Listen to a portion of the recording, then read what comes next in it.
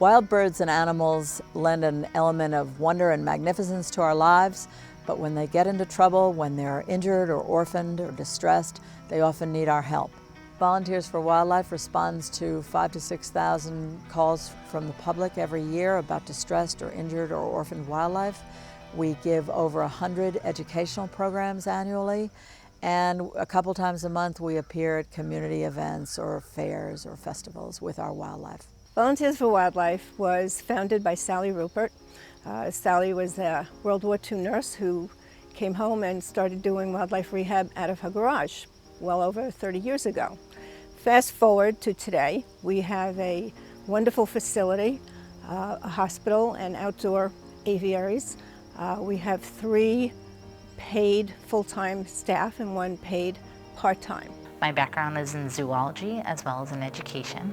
I am a New York State licensed wildlife rehabilitator as well as the permit holder for Volunteers for Wildlife's U.S. Fish and Wildlife Migratory Bird Rehab Permit. I'm Alicia Grabessi. I'm the Assistant Wildlife Center Supervisor at Volunteers for Wildlife. I have a background in biology, and I'm also a New York State licensed wildlife rehabilitator. One of the greatest parts of my job is being able to see an animal improve. So whether that means an animal starts to eat on its own or stand on its own or starts to fly a couple feet, it's really incredible to see an animal make daily improvements and know that they're on the way to recovery and eventually freedom. If the animal is in need of assistance, we ask the public to safely contain the animal and bring it to our center. If they can't do so, we ask them for their location and we dispatch a volunteer to go rescue the animal and bring it back to our center. You find yourself in situations where you ask to people who really don't know what to do with a wild animal that's stressed, and you have to figure it out when you get there. And so it's always really rewarding when you can get an animal safely transported to the hospital. At Volunteers for Wildlife, we do 4 separate things, and they're all interconnected. We rescue wild animals, we rehabilitate them at our hospital, we release them, and we do education.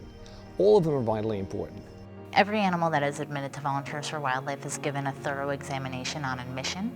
We try to keep the examinations very short to about 2 minutes or less so we don't add added stress to the animal.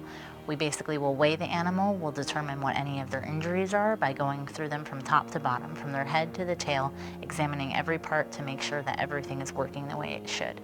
If we do find any injuries, the animal will be medicated. They'll be treated accordingly, brought to our veterinarian if needed for x-rays and blood work. And then from there, we take notes on the whole process to make sure that we remember what happened with the animal when we're going back to it later on. And then from there, we're able to assign the treatment protocol for the animal for its length of its rehabilitation. At this moment, 140 animals that are being rehabbed and 32 who are permanent. Every one of those animals has to be cleaned, has to be fed, has to have their habitat cleaned, the laundry has to be done, and this is done by volunteers. What I love about birds of prey is the way they look and the way they act. They're regal, they're powerful, they're beautiful. They're predatory birds, but they're not aggressive and they're not wasteful in their habits. And now that I get to work with them and hold them on my wrist and walk around with them and educate people about them, it's a life's dream. I couldn't be happier. I love releasing and I love rescuing animals.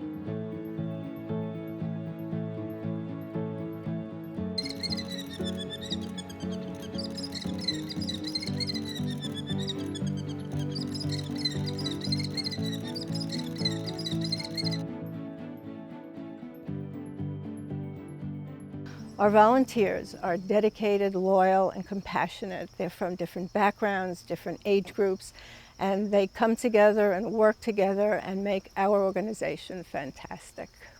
I have always wanted to work with animals, and this has given me the perfect opportunity to work with them and learn about them.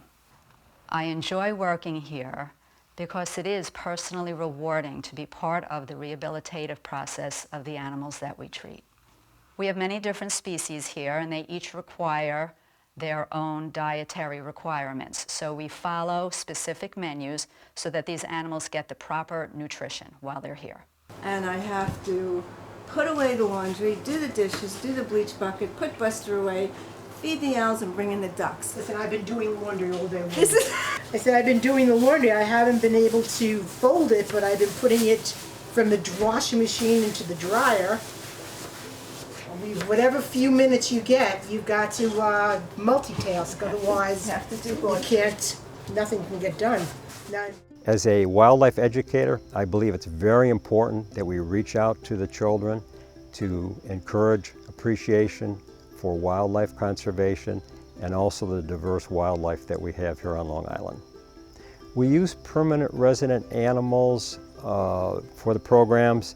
These are animals that can't be released because of injuries or their condition. They wouldn't be able to survive in the wild. When we first arrive at the school and the animals are taken out of their transport cases, the children are basically mesmerized. On a part of the animals, they know it's showtime. And it's almost a magical experience that, you know, there's a connection between the animals and the children that is just unbelievable. Volunteers for Wildlife! The legacy of Volunteers for Wildlife is founded on our outstanding wildlife education programs. Getting close to these animals inspires a heartfelt connection to the magnificence and wonder of nature. This is why we work in collaboration with groups that focus on preserving open land, clean water, and our natural heritage.